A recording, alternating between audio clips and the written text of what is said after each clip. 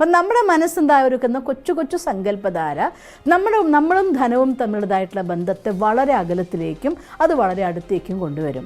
അതുകൊണ്ട് ജീവിതത്തിൽ ഒരു പ്രാവശ്യം ഒരു രൂപ ഉപയോഗിക്കാൻ പറ്റുമെങ്കിൽ ഭഗവാനോട് നന്ദി പറയുക. ഈ കാര്യത്തിന് വേണ്ടി ഈ സമയത്ത് എനിക്ക് ഈ ധനം തന്നല്ലോ ഭഗവാനെ, താങ്ക് യു. നമ്മുടെ മനസ്സ് ആ ഒരു താങ്ക്സിൻ്റെ പോസിറ്റീവ് എനർജി ജീവിതത്തിലേക്ക് സ്ഥിരമായിക്കൊണ്ട് ധനം പ്രവഹിച്ചു വരാനും ആ പ്രവാഹത്തിൻ്റെ ശക്തിയെ കൂട്ടാനും സഹായിക്കും.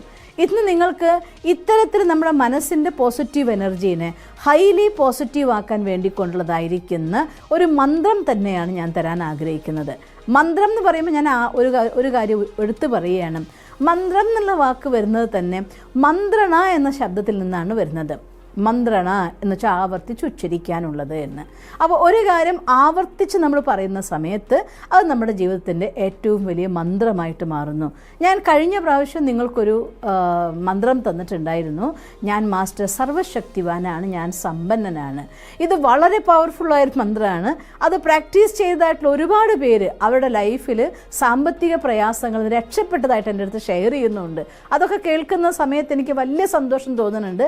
എന്നാലും നിങ്ങൾ കുറച്ചും കൂടെ വേറൊരു ഡിഫറൻ്റ് ആയിരിക്കുന്ന ഒരു കാര്യം കൂടെ പറഞ്ഞു തരാൻ ആഗ്രഹിക്കുകയാണ്. നിങ്ങൾക്ക് ആ വാക്കുകളെ ഹൃദയത്തിലേക്ക് സ്വീകരിക്കാനായിട്ടില്ല എങ്കിൽ ദ മോസ്റ്റ് പവർഫുൾ മന്ത്രമാണ് ഞാൻ നേരത്തെ പറഞ്ഞത്. ഞാൻ മാസ്റ്റർ സർവശക്തിവാനാണ്, ഞാൻ ലോകത്തിലെ ഏറ്റവും വലിയ സമ്പന്നനാണെന്നുള്ളതായിട്ടുള്ള മന്ത്രം എന്ന് പറയുന്നത്. ഇത് കുറച്ചും കൂടി ഈസിയാണ്. 1946 വെനസ്വേല എന്നതായിരിക്കുന്ന ഒരു ലേഡി അവരുടെ ലൈഫിൽ ഇത് അപ്ലൈ ചെയ്യും. അവരുടെ വലിയ കടബാധ്യതയിൽ നിന്ന് അവർ സമ്പത്തിലേക്ക് മാറുന്ന, സമ്പന്നയായി മാറുന്ന ഒരു ലൈഫ് അവരുടെ ലൈഫിൽ വരികയും ചെയ്തതുകൊണ്ട് നിങ്ങൾക്ക് ഈ ഒരു കാര്യം ഞാൻ വായിച്ചപ്പോൾ എനിക്ക് തോന്നി ഇത് നിങ്ങൾക്ക് പറഞ്ഞു തന്നാൽ, സപ്പോസ് ഞാൻ നേരത്തെ പറഞ്ഞതായിട്ടുള്ള മന്ത്രം ഉപയോഗിക്കാൻ പറ്റാത്തവർക്ക് ഇത് തീർച്ചയായും സഹായിക്കുമെന്ന് തോന്നിയതുകൊണ്ടാണ് ഇന്നത് പറഞ്ഞു തരണമെന്ന് ആഗ്രഹിക്കുന്നത്. പക്ഷേ അതിനു മുന്നേ ഞാൻ സ്ഥിരം പറയാറുള്ള ഒരു കാര്യം പറയുകയാണ്.